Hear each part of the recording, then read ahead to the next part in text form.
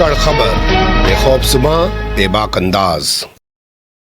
धाकड़ खबर में आपका स्वागत है। मैं आपके साथ हूं अकरम रईस खान। वैश्विक हलचल, जी हां, वैश्विक हलचल का वो ताजा बुलेटिन लेकर एक बार फिर से आपके सामने हाजिर हो चुके हैं, जिसमें बात करते हैं देश दुनिया ही नहीं, गाजा, फिलिस्तीन और इजराइल से जुड़ी हुई या ईरान से जुड़ी हुई कुछ खास खबरों की। और उन तमाम पर तबसरा तस्करा करने के लिए हमारे साथ रोजाना जुड़ते हैं कृष्णकांत जी, यानी के जी, जो भारतीय वायुसेना के रिटायर्ड ऑफिसर हैं, जियो पॉलिटिक्स पर वाकई में अपनी पैनी नजर रखते हैं। बहुत शुक्रिया सब वक्त देने के लिए। थैंक यू मिस्टर अकरम। हम लोग जब रिकॉर्डिंग कर रहे हैं आज, तब तीसरे चरण के तहत देश के 12 राज्यों की 93 लोकसभा सीटों पर मतदान हो रहा है। और जो तस्वीरें सामने आ रही है वो बहुत ही डराने वाली हैं। कहीं पर लोगों को वोट नहीं डालने दिया जा रहा है, कहीं उनको कहा जा रहा है कि छोटी पर्ची क्यों लाए हो, बड़ी पर्ची क्यों नहीं लाए हो, और कहीं पर हंगामा करके लोगों को वहां से भगा दिया जा रहा है ताकि डर दहशत का माहौल पैदा हो सके और वोटिंग कम हो सके। ये सब क्यों किया जा रहा है सर? यदि फासीवाद आगे बढ़ता रहा, हमने उसे नहीं रोका। उनकी कोशिश है कि सीधे कॉरपोरेट वर्ल्ड का राज्य हो जाए, जैसे चाइना में है और कई देशों में। चुनाव में उनके बहुत पैसे खर्च होते हैं। क्यों चुनाव से चुनाव की प्रक्रिया की जाए, 5 साल के बजाय 10 वर्ष कर दे, प्रेसिडेंट का तरीका कर दें कि प्रेसिडेंट ही हो गए, एक आदमी चुनाव जीतेगा और वही चलता रहेगा। इसलिए वह उनकी कोशिश है चुनाव से इस प्रजातंत्र को, आज की जो प्रजातंत्र है, उसे कहीं से भी प्यार नहीं है। और ये जो आपने घटनाएं बताई, वहां खास जगहों में हो रहा है जहां से लगता है कि अभी के सत्ताधारी यानी भाजपा और उनके सहयोगियों को वोट कम मिलने वाला है, तो वहां पे वैसे लोगों को भगाने की कोशिश की जा रही है। जी, अभी तक प्रधानमंत्री नरेंद्र मोदी मंच से दहाड़ते हुए दिख रहे थे। कभी मुसलमानों के खिलाफ एक तरीके से नफरती भाषण दे रहे थे, ये अलग बात है कि चुनाव आयोग कुछ नहीं कर पा रहा था। कभी पाकिस्तान पर शब्दों के जरिए एक तरीके से हमले करने की बातें कर रहे थे, लेकिन अब उन्होंने आंसू बहाने शुरू कर दिए हैं। कई इंटरव्यू दिए हैं जिसमें वो रोते हुए दिखाई दे रहे हैं। लोग कह रहे थे, हम तो इंतजार कर रहे थे कि 2024 के चुनाव में कब ये नजारा देखने को मिलेगा। सिने वर्ल्ड यानी फिल्मी दुनिया, उनका जो एकाधिकार था कि हम ही लोग बहुत बड़े नाटक कर सकते हैं, हम ही लोग फिल्म बना सकते हैं, वह उसके बाद से पहली बार टूटा जब खेल जगत, क्रिकेट कर खासकर, चूंकि पैसे बहुत थे, वो लोग आए और उन लोगों ने एड शैड देना शुरू कर दिया और फिल्मी जगत का भ्रम टूटा। तो उसके बाद आया कि फिल्मी जगत के नेता लोग जैसे हेमा मालिनी, रेखा वगैरह वगैरह, ये लोग पॉलिटिक्स में आ गया। इनको लाया जाता है, कांग्रेस ने लाया, भाजपा ने लाया, और अब सीधे के सीधे ये लोग जो पॉलिटिक्स में है, उनका नाटक जो है, लालू यादव से लेके अभी श्री नरेंद्र मोदी तक को जितने देखे, विदेशों में भी ये लोग अच्छे खासे बोलने में, स्पीचिफाइंग की जबरदस्त कला है, बोलने की क्षमता है। जब मौका होता है तो रोते भी हैं, मौका होता है तो हंसते भी होते हैं, ट्रंप डांस भी करते हैं, और इस सारी तरह की चीजें चलती हैं। और जनता बड़ी खुश होती है कि तमाशा हो रहा है, और उस तमाशा के पीछे पीछे, उस बीन बांसुरी बजाने वाले के पीछे जो बच्चे पीछे सैकड़ों की संख्या में भाग गए थे अपने देश से, राजा ने जहां की मना कर दिया था पैसे देने से, जिसने चूहा हटाया था, कहानी हमारे दर्शकों को याद होगा। तो वह चीजें हो रही, वह तमाशा हो रही है, और हम मूर्ख से महामूर्ख बन रहे हैं। जी, बिल्कुल आप सही कह रहे हैं, क्योंकि जिस मीडिया की जिम्मेदारी है वो ये बता रहा है कि सलमान खान का सीना है 46 इंच का और नरेंद्र मोदी का सीना है 56 इंच का। तो फिल्मी हीरो को छोड़िए, रियल के जो राजनीतिक हीरो हैं या जो कलाकार हैं उनको देखिए। अब शुरुआत करते हैं बुलेटिन की, चलते हैं पहली खबर की तरफ जो आ रही है। फिलीपींस और श्रीलंका के 11 प्रतिनिधिमंडल को बुलाया गया है और उन्हें बताया जा रहा है, दिखाया जा रहा है कि साहब देखो हम कितना निष्पक्ष चुनाव कराते हैं। 3 और 8 यानी फिलीपींस से 3 और बाकी श्रीलंका से ये लोग आए हुए हैं। आश्चर्य है कि यदि बुलाना ही था तो और ज़्यादा क्यों नहीं बुलाया, किसे बुलाया, उन्हें गड़बड़ था। क्योंकि जब उन्होंने काश्मीर में बुलाया था तो कई सारे डिप्लोमेट्स जो यूरोपियन यूनियन के थे, जब वहाँ की सत्ता को हटा के वहाँ पे एक तरह से तानाशाही लाद दी गई थी या फोर्स के द्वारा वहाँ पे सत्ता कायम की गई थी, और उन लोगों ने वापसी भी कर दी, बड़ी बेइज्जती हुई थी भाजपा की। यहाँ पे इसलिए दो देशों को, फिलीपींस उस देश का हिस्सा बन रहा है जहां अमेरिका साउथ एशिया में अपनी पकड़ मजबूत करना चाह रहा है, जिसमें फिलीपींस है, पहले से जापान है, इंडिया है और अब पाकिस्तान भी शामिल हो चुका है, इसलिए फिलीपींस है। श्रीलंका किस मामले से आया है, क्या उसके प्रतिनिधि बोलेंगे मुझे नहीं पता है, क्योंकि अभी तक वह हालांकि बांग्लादेश जैसा नहीं है, फिर भी एक न्यूट्रल पोजीशन रखे हुए चीन बनाम भारत में। और ये लोग आके क्या देखेंगे क्या नहीं देखेंगे, कुछ सीखने भी आए हैं, जैसा कि उन्होंने कहा है कि देखते हैं कि भारत में किस तरह से चुनाव होता है। क्या वह लोग स्टाम्प लगाएंगे कि यहाँ का चुनाव बड़ा ही शांति ढंग से और स्वतंत्र और निष्पक्ष है। हालांकि उसका कोई खास असर नहीं होने वाला है। यह सब सर्वविदित है कि यहाँ का चुनाव शांति से भले ही हो रहा हो, लेकिन कहीं से भी स्वतंत्र और निष्पक्ष नहीं है। जी बिल्कुल आप सही कह रहे हैं। जिस कश्मीर का ढिंढोरा पीट रहे थे कि हमने 370 हटा दिया, उसे भारत से जोड़ दिया, वहां पर भारतीय संविधान लागू कर दिया, वहां की तीनों सीटों में श्रीनगर, बारामूला और अनंतनाग राजौरी में से किसी पर भी भाजपा चुनाव नहीं लड़ रही है। ये ब्रेकिंग न्यूज आपके पास है? ये थोड़ी पुरानी भी हो गई, ब्रेकिंग न्यूज ही सही। एक सूरत में जो इनका जीता था उसमें भी शायद कोर्ट पे गया हुआ विपक्ष कि हमें नोटा देने का अधिकार है और हम नोटा पे वोट डालेंगे, उसे ना छीना जाए। जहां तक यहाँ की बात है, यह पता था कि ये नहीं जीतेंगे। हालांकि श्रीनगर में ये लोग क्यों नहीं गए, पहले एमएलए वगैरह के चुनाव में जाते थे, इस बार बिल्कुल बुरी तरह से भाग लिए। तो यदि इनको 1 या 2 सीट इस तरह का मिला है, एक जगह और आपने बताया था कि जो कांग्रेस के प्रत्याशी थे वो भाजपा में शामिल हो गए, इंदौर में और खजुराहो में। इंदौर और खजुराहो में। तो वो 3 सीट यदि वो जीत रहे हैं तो 3 सीट यहाँ मतलब शुरुआती दौर में ही हार गए। तो अभी बराबर का टांके की टक्कर, कांटे की टक्कर चल रही है। जी ऑस्ट्रेलिया से एक दर्दनाक खबर सामने आई है और मुझे लगता है, जैसे आपने कल भी कहा था, कि अमेरिका की राह पर चल पड़ा है। यहाँ पर एक भारतीय छात्र है जो एमटेक की पढ़ाई कर रहा था, उसकी हत्या कर दी गई है चाकू मारकर। जी हाँ, बड़ी दुखद स्थिति है जो उनके पिताजी बता रहे थे, पापा उनके, और जो खबर आई है उसमें यह है कि इस छात्र जिसकी हत्या हुई है, इसके दोस्त लेके गए कि कुछ सामान लाना है, कार है, और वहाँ गए, यानी दोनों भारतीय हैं। और वहाँ से सामान लाने में अंदर जब लड़ाइयाँ हुई तो जो दोस्त गए थे वो निपटाना करने के लिए गए, देखे कि क्या हो रहा है, और उसमें झड़प हुई। तो जो घर वाला था, अंदर वाला था, वही भारतीय था, उसने चाकू सीधे खंजर मारा और वो सामने लगा और तकरीबन वही मौत हो गई, या हॉस्पिटल जाते जाते तक मौत हो गई। तो यह तो कल्चर है, पूरे विश्व में फैल रहा है। और जो राष्ट्र यह सोच रहे हैं, जैसे ऑस्ट्रेलिया, नॉर्वे, स्वीडन, कि हम इससे मुक्त हैं अमेरिका के साथ रह के, ऐसी नहीं है। जी जहां अमेरिका की छाया पड़ेगी वहां पर कुछ ना कुछ तो ये सब होगा ही। अगली खबर का रुख कर लेते हैं जो हमारे पास आ रही है संजय लीला भंसाली से जुड़ी हुई। उनकी एक वेब सीरीज नेटफ्लिक्स पर आई है जिसका नाम है हीरा मंडी। उसको लेकर पाकिस्तान के लाहौर में बवाल शुरू हो गया। हीरा मंडी वह जगह है 1910 से 1940 तक की, शायद ये कई एपिसोड में, 7 एपिसोड में इनको बनाया गया है। और जहाँ तक इस निर्माता की बात है, इनका काफ़ी नाम है, मैंने सुना है। वैसे फिल्मी जगत से मैं इस तरह से हस्तक्षेप नहीं कर पाता हूँ क्योंकि मुझे मालूम नहीं है, लेकिन यह एक ऐतिहासिक घटना है जहाँ की वहाँ के क्षेत्र में जो लोग वहाँ की है, जो कहा जाता है कि तवायफ मल्लिका जो थी और वह वहाँ की हेड थी, और उनकी अंदरूनी भी लड़ाई, उनकी बड़ी बहन को इन्होंने शायद मरवाया, उनकी बेटी के साथ करना था। और इस तरह का यदि बनाते तो सही में एक बहुत बढ़िया, खूबसूरत, एक ऐतिहासिक फिल्म या वेब सीरीज जिस ढंग से हो सकता था। लेकिन बीबीसी के रिपोर्ट के हिसाब से, और जो लाहौर के लोग कर रहे हैं, पहली बात है कि जो इन्होंने सेट बनाया है जहाँ से फिल्म बनाया गया है, उस वास्तव में जो लाहौर का जो सीन है, हीरा मंडी जो जगह है, उससे कुछ भी लेना देना नहीं है। नंबर 2, ऐतिहासिक नाम और जगहों में इन्होंने काफ़ी गलतियाँ की हैं। नंबर 3, इन्हें इतने कृत्रिम बना दिए हैं सब चीज़ को, इतना मतलब फिल्मी वो कर दिया है कि इतिहास से कट गया है।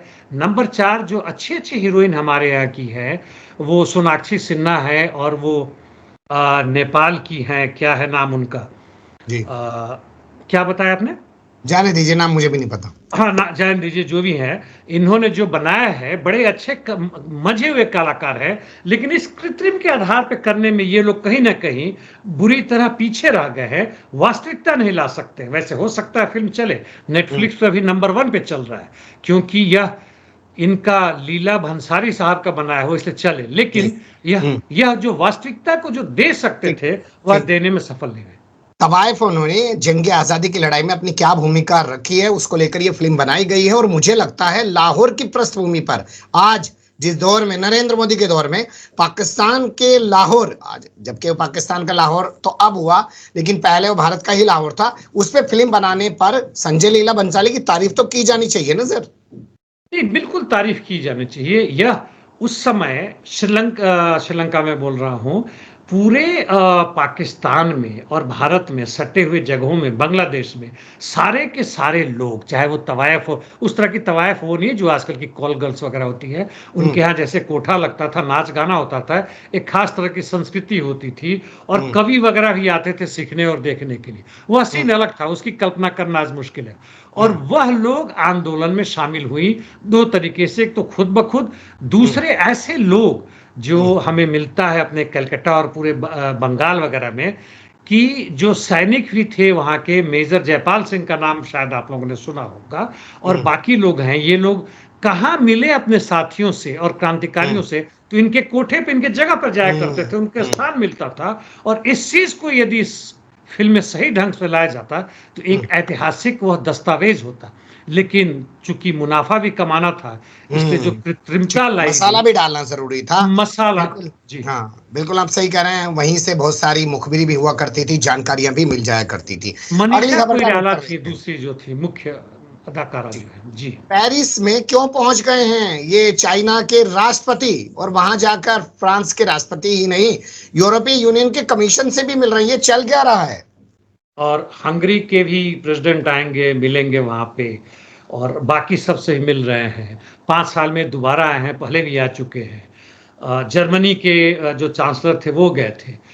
चीन की पूरी कोशिश है कि यूरोपियन यूनियन को, या उस समय से है यूरोपियन यूनियन को, जो थर्ड वर्ल्ड के रूप में लिया गया था, यानी उस समय यूएसएसआर और अमेरिका के खिलाफ चीन एक अपनी नई दुनिया कायम करना चाहता था, अपना प्रभुत्व करना चाहता था। थर्ड वर्ल्ड यानी जो बाकी एशिया वगैरह थे, जिसमें यूरोप का बड़ा महत्वपूर्ण था। हालांकि यूरोप कभी भी चीन के साथ उस रूप में नहीं गया, उसकी पूरी कोशिश रही है। और अभी यूक्रेन युद्ध के बाद से तो पूरी की पूरी वह अमेरिका के पांव में जा चुका है। लेकिन फिर भी शी जो है वो हार नहीं मान रहे हैं, फिर गए हुए वहां पे। इन पर दो तरह का दबाव उधर से आ रहा है, फ्रांस और जो यूरोपियन यूनियन कमीशन की जो महिला उसकी प्रेसिडेंट है, उन्होंने भी साफ कहा है कि आपको हमारे साथ आना है तो आपको किसी भी तरह के उस तरह के हथियार तो नहीं देंगे, सामान भी नहीं देंगे जिसका इस्तेमाल कर रशिया अस्त्र शस्त्र बना सके। नंबर 2, आप अमेरिका से हमारे संबंधों को छोड़ो, आप हमसे सीधे संबंध करो, यानी अमेरिका के साथ वो रहेंगे। और इसके आधार पर यह देखना है कि शी कितना झुकते हैं। हालांकि बड़े ही मजे हुए ये डिप्लोमेट है, बहुत शातिर मतलब वो है। आप देखेंगे जहां भी जाते हैं, यहां भी गए हैं फ्रांस में, तो वहाँ के खास जगह में गए हैं, पहाड़ी से आच्छादित अलग जगह पे खास खास लोगों को लाया जाता है। जब बाइडेन से मिलने गए थे तो उनके पर्सनल ढांचा और उसमें गए थे। इंडिया आते हैं तो झूला झूलते हैं, कहीं खास जगह में लेके जाए जाते हैं। ये बड़ी ही मतलब अजीबो गरीब चीज है, सामान्य चीज नहीं है।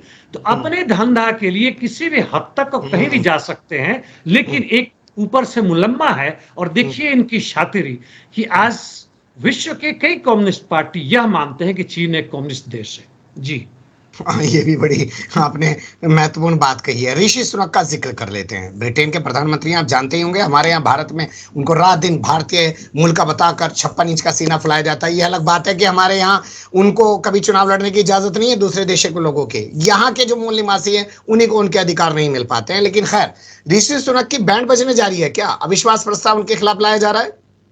यह उनकी पार्टी नहीं ला रही। पार्टी का होता तो अंदरूनी मामला होता, यह संसद में नहीं होता, या विपक्ष में मेन विपक्ष जो अभी है लेबर पार्टी वो करता है। वो वहाँ का एक तीसरा जो पार्टी है, हालांकि बहुत छोटा भी नहीं है, लिबरल डेमोक्रेट्स इनको कहते हैं। इस बार के चुनाव में जो लोकल हुआ, काउंसिल वगैरह का हुआ, जिसमें 450 से अधिक टोरीज के यानी कंजर्वेटिव पार्टी हार गए, वहाँ के जितने भी नेता थे वो हार गए। और इसमें से इनको 100 से अधिक इनको मिला। और इसलिए लेबर डेमोक्रेट्स को इनकी काफी मतलब इनकी हिम्मत बंदी है, और वो कहते हैं कि लेके आएंगे। हो सकता है ऋषि सुनक इससे ना हारे, संभव है, क्योंकि उनकी पार्टी अभी बहुमत में है, वो कर देंगे, इनके मिलने से अंतर नहीं पड़ता। लेकिन यह उनकी भारी बेइज्जती का मामला है। और जहां तक वो पार्लियामेंट में कहते हैं कि बहस नहीं करेंगे, क्योंकि बहस में इनका जो भी विदेश नीति रहा है, चाहे यूक्रेन रहा हो या इजराइल रहा हो, हर जगह विफल रहा है। अंदर में भी आर्थिक स्थिति में बड़ा बुरा हाल रहा है। ठीक है, क्या ऐसे में सरकार गिर सकती है? मध्यावधि चुनाव हो सकता है, या चुनाव 2025 में ही होगा? सरकार यदि गिर जाती है तब अभी तक का उनका जो स्थिति रहा है उसके हिसाब से कल्चर एक तरह से कह रहा है, जो कि 1979 ऐसे में हुआ था कि तब मध्यावधि चुनाव करते हैं तो इस जून में या जुलाई में अधिक से अधिक हो जाएगा। यदि ना सरकार गिरती है, उसके बावजूद भी हो सकता है टूरिस्ट कहें कि स्थिति और खराब हो रहा है, वह फोर्स करे सुनाक को कि हम चुनाव करें, जिसकी संभावना है। नहीं तो नॉर्मल तो जनवरी 2025 में होने ही वाला है। यदि 2025 तक इंतजार करते हैं तो समझ लीजिए कि टूरिस्ट को वो हार होगी जो आज तक इनका नहीं हुआ था। चलिए, अब अगर और ज्यादा अवमानना की तो तुम्हें जेल भेज देंगे। ज्यूरी ने ट्रंप को यह कहते हुए धमकाया है।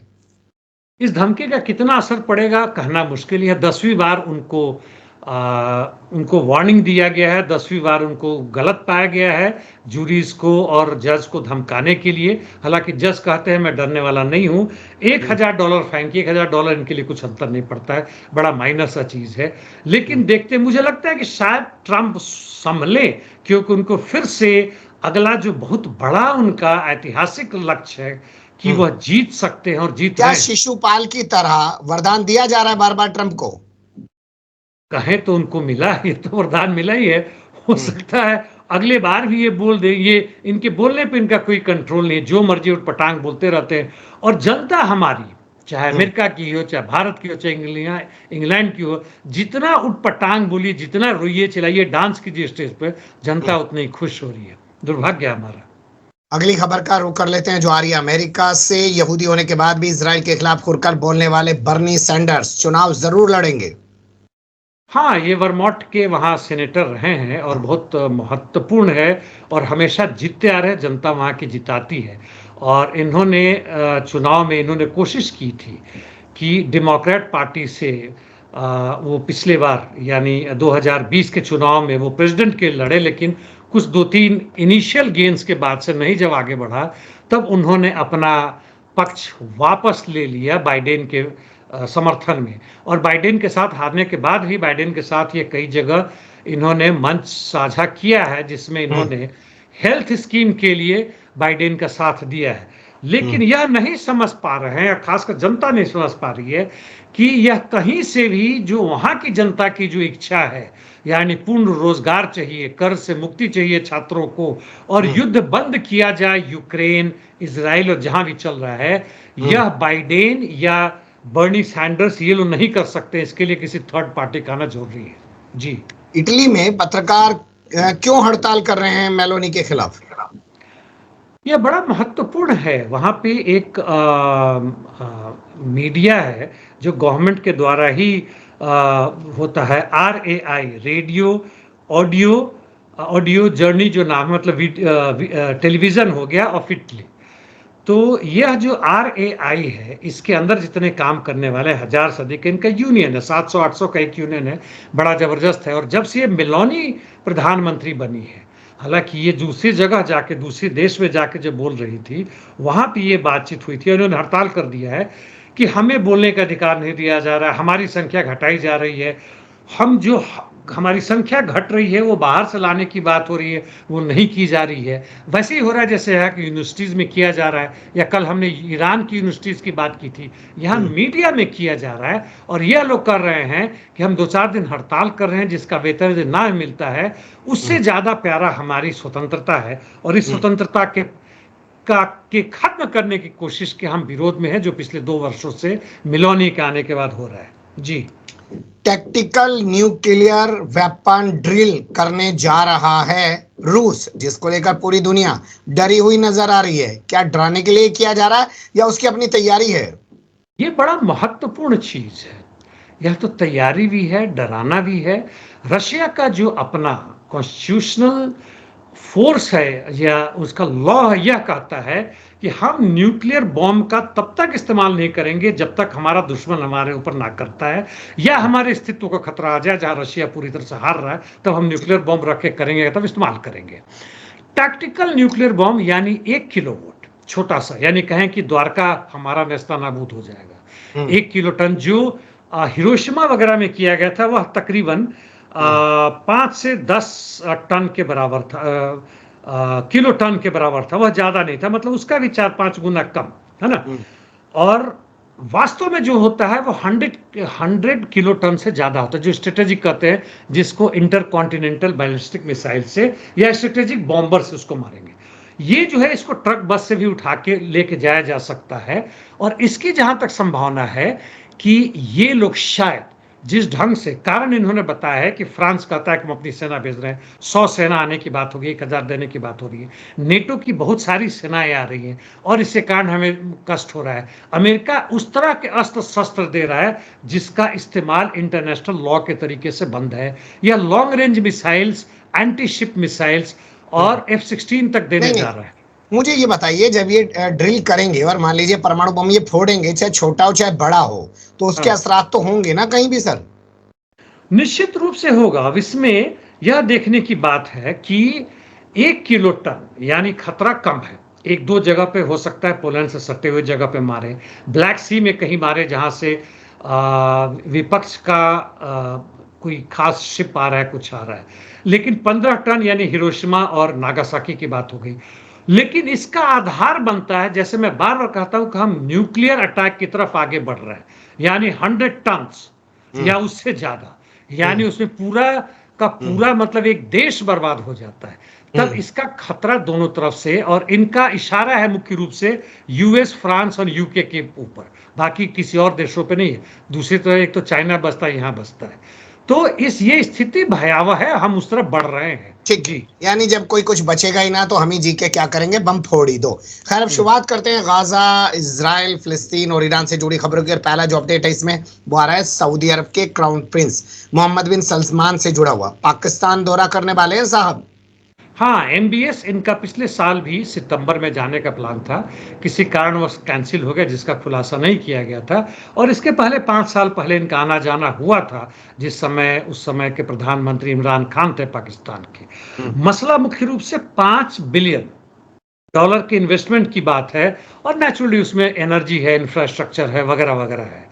और यह पूरी कोशिश हम देखें कि साउथ एशिया में जो जियोपॉलिटिकल सिचुएशन जो बदल रहा है, हर दिन हर हफ्ते बदल रहा है, वह अमेरिका की निगरानी में हो रहा है। कहीं ना कहीं से उसमें सऊदी अरेबिया भी है, पाकिस्तान तो है ही है, भारत भी है और अन्य देश भी हैं, अमेरिका सीधे नहीं है। जापान के विदेश मंत्री का नेपाल आना उस बात को मजबूत कर रहा है जो मैं कह रहा हूं। और हम किस तरह बढ़ रहे हैं, जो हमारी स्वतंत्रता, अखंडता इस क्षेत्र की थी और जिस तरह की हम राजनीति कर रहे हैं, वह बहुत नजदीक भविष्य में 4-5 साल के अंदर में वो खत्म होने वाला है। हम देखेंगे कि इन कई अन्य क्षेत्रों में अमेरिकी सेना भी तैनात हो सकती है जी। अमेरिकी सेना तैनात होगी कि नहीं, ये तो आने वाला वक्त तय करेगा। लेकिन ईरानी राष्ट्रपति के फौरन बाद एमबीएस का पाकिस्तान जाना, ये बहुत सारे सवालों को जन्म देता है सर। बिल्कुल बिल्कुल, हाँ, ये मैं भूल गया कहना। एक तरफ ईरान जो रीजनल पावर है, उसके खिलाफ सऊदी अरबिया या टर्की भी जो जोर लगा रहे हैं, और वहां पे पाकिस्तान इसलिए भी बड़ा महत्वपूर्ण हो जाता है कि इन 5 बड़े देशों की बात जिनकी मैंने की, जिनके पास न्यूक्लियर पावर है, एकमात्र ऐसा देश है जो इस्लामिक कंट्री है और उसके पास न्यूक्लियर पावर है जी। चलिए, खैर, वो भी न्यूक्लियर पावर की बात करते रहते हैं आए दिन। यमन ने बहुत सारे जासूस पकड़ लिए हैं, ब्रिटेन और अमेरिका के। ब्रिटेन और अमेरिका के सीधे सीधे तो नहीं है, लेकिन उनके द्वारा हायर किए हुए लोग, यानी जिस लोगों को इन्होंने पैसा दिया हुआ है वैसे लोगों को। और पकड़े जाने पर यमन के वहाँ के जो ब्रिगेडियर है, स्पोक्स पर्सन आर्मी के, उन्होंने कहा, या सिक्योरिटी के जो स्पोक्स पर्सन है, दोनों ने मिलजुल के या इसके चीज को खोजा और इनको पकड़ा। कि इन लोगों ने स्वीकार किया है कि वहां पर कुछ सैबोटाज के काम भी हुए हैं, कुछ ट्रक वगैरह गिराया गया है, उसमें भी इनका हाथ था। और इन लोगों का काम था कि कहां कहां पे यमन के यानी हुतीज के मिसाइल साइट्स है, कहां कहां पे यूएवी साइट है, कहां इनके मिलिट्री ठिकाने, उनका जगह बताना, और उसके आधार पर यूके और यूएसए इनका बम्बार्ड करके खत्म करते थे। तो गद्दार तो हर जगह पाए जाते हैं, हाँ, उनको खोज निकालना और फिर उसको बंद करना, ये बढ़िया बात है जी। ईरान में कई लोग, कई बड़े देशों के कई नेता दौरे कर रहे हैं, क्या क्या जानकारी आपके पास है? ईरान में तो बहुत सारा कुछ हो रहा है। जहां एक तरफ सऊदी अरेबिया पाकिस्तान कर रहा है, वहीं पे ईरान में भी वो बगल के देश से वहां के लोग पहुंचे हुए हैं। और ये अभी जो पहुंचे हुए हैं, इराक का जो कुर्दिस्तान क्षेत्र है उसके प्रधानमंत्री जो है वो पहुंचे हुए हैं। और ईरान की बड़ी ही मतलब गुस्सा रही है कि वहाँ के जितने छोटे मोटे जो दूसरे ISIS और वैसे आउटफिट्स हैं उनको बंद करो। अब इस दोनों के बीच से बातचीत हो रहा है तो कुछ ना कुछ पॉजिटिव निकलने की उस क्षेत्र में जा रहा है जहां पैलेस्टीनियन रेसिस्टेंस फोर्सेस, जिसके पीछे ईरान भी और ये सब हैं, उनको ताकत मिलेगी, एकजुट होने की बात होगी, जिसके लिए रशिया और बीच बीच में चाइना भी कोशिश करता रहा है। जी। अमेरिका में जो छात्र आंदोलन चल रहा है उसके चलते कोलंबिया यूनिवर्सिटी ने अपना स्नातक समारोह तो रद्द कर ही दिया है। जो अमेरिकी राजदूत थे उनका निमंत्रण भी रद्द हो गया है। अमेरिकी राजदूत UNO के महिला अच्छा। हैं और अच्छी खासी बोली जाती है, मतलब फर्स्ट क्लास डिप्लोमेट कहा जाता है। और यहाँ के कोलंबिया यूनिवर्सिटी में यानी न्यूयॉर्क में वहाँ पे छात्रों ने जब ये सुना कि वह हमारे ग्रेजुएशन सेरेमनी, अभी मौका है पूरे USA में हो रहा है और आंदोलन ऐसे ही चल रहा था, वो बहुत भड़क गए। उन्होंने पूरा घेराबंदी कर दी दिन रात वहाँ पे और कहा कि जब तक उनका नाम नहीं हटाया जाएगा, जिसकी यूनिवर्सिटी ने घोषणा कर दी थी, तब तक हम नहीं मानेंगे। और अंततः उन्होंने उनके इन्विटेशन को कैंसिल कर दिया। यह भारी बेइज्जती है इन डिप्लोमेट की नहीं, हालांकि महत्वपूर्ण है, UNO की डिप्लोमेट है पूरे USA की वहां पे, बल्कि पूरे USA के लिए बेइज्जती की बात है कि उनको यह कदम पीछे उठाना पड़ा है। जी। अगली खबर जो हमारे पास आ रही है वह है पुलित्जर पुरस्कारों से जुड़ी हुई। गाजा को लेकर वहां पर बहुत कुछ घटा है, क्या क्या सूचना है आपके पास? जी हाँ, ये न्यूयॉर्क टाइम्स हो या और भी जितने भी हैं, जिन्होंने वहाँ पे 7 अक्टूबर की घटना को एकदम सीधे की सीधे दिखाया। इसका कोई कि प्रो गाजा हो या प्रो फिलिस्तीन हो या एंटी हो, इसका कोई खास महत्व नहीं है, लेकिन फिर भी इन लोगों ने जितना, जैसे द गार्जियन ने उस तरह की चीज़ों पर फिल्म बनाई है, उसके इन्फॉर्मेशन दिए हैं, लेटेस्ट दिए हैं गाजा और गार्जियन वगैरह का है कि इन्होंने उसमें नुक्ताचीनी ज़्यादा नहीं किए, जिस तरह घटनाएं घटी हैं उस तरह की है। यह अच्छी बात है। और नेचुरली गाजा के ऊपर जो भी घटनाएं घटी उसको किया गया है, तो पुलित्जर अवार्ड्स ऐसे लोगों को दिए गए हैं जिन लोगों ने स्वतंत्रता पूर्वक इन घटनाओं को दुनिया के सामने लाया। जी बिल्कुल आप सही कह रहे हैं, वरना अगर पूरे इनके नेटवर्क की बात करें तो वो तो इजराइल के साथ खड़े हुए दिखाई देते हैं, लेकिन कुछ पत्रकारों ने बहुत अच्छा काम किया। हालांकि काम करने का उनको खामियाजा भी उठाना पड़ा है। अल जजीरा तो आप जानते ही हैं बंद कर दिया गया है इसराइल के अंदर, और जो बात चल रही थी जंगबंदी की वो हमास ने स्वीकार भी कर ली है, लेकिन फिर भी इसराइल रुकने का नाम नहीं ले रहा है। वो कह रहा है कि हाँ, रफा को भी खत्म करके छोड़ेंगे। वह तो पूरी कोशिश कर रहा है। मैंने उंगल इसलिए उठाया था कि मेरे दिमाग में आया कि छोटे छोटे सोशल मीडिया को जो जनता के बीच में रखते हैं, तो उसमें धाकड़ खबर के जैसे लोगों को लिए और ऐसे मीडिया के लिए जरूर कुछ ना कुछ पुरस्कार होना चाहिए। हम लोग इस पर सोचेंगे। जहां तक संधि की बात है, ऐसा लगता है कि हमास तैयार हो गया है, और हालांकि पूरी तरह से कंफर्मेशन नहीं है। और अभी तक जितना भी कोशिश चल रहा था IDF का या इजराइल का कि हम रफा पे आक्रमण करें, तैयारी चल रही है, वह तकरीबन अभी नहीं शुरू हुआ था। लेकिन पिछले ही रात में ऐसा लगता है कि इजरायली गवर्नमेंट और अमेरिकी गवर्नमेंट के बीच में बातचीत हुई है और इन्होंने दबाव डालने के लिए हमास के ऊपर इस तरह का आक्रमण किया। नॉर्थ में भी किया, साउथ में भी किया, कई गोले बारूद दागे हैं, टैंक भी इनके आगे बढ़े हुए हैं। और क्या स्थिति भी एग्जैक्ट होने वाला है, किस तरह से अनफोल्ड होने वाला है, कहना मुश्किल है।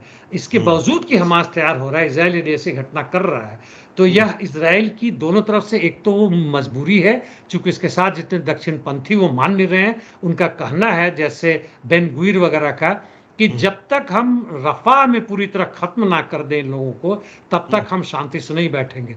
बाय द वे, एक खबर यह भी है कि इजिप्ट से सटा हुआ क्षेत्र को इजिप्ट ने नाकेबंदी कर दी है, ताकि रफा के लोग भाग के वहां ना जाए। जी बिल्कुल आप सही कह रहे हैं कि इधर से घेर लिया, उधर से मारना शुरू कर दिया। यही तमाम किया जा रहा है फिलिस्तीनियों को, और कभी इधर से भगाया जा रहा है, कभी उधर से भगाया जा रहा है। और हमास जब जंगबंदी पर तैयार भी हो गया, तब भी हमले की बातें की जा रही है, चढ़ाई की जा रही है। इसके पीछे भी कोई बड़ी रणनीति हो सकती है, और अमेरिका उससे अनभिज्ञ या अनजान नहीं हो सकता, या ऐसा नहीं कहा जा सकता कि उसमें शामिल नहीं है। बहुत शुक्रिया, आपने बहुत बारीकी से तमाम चीजों पर रोशनी डाली। फिर आपके साथ किसी और मुद्दे पर जुड़ने की कोशिश करेंगे। धन्यवाद। Thank you mister Akram.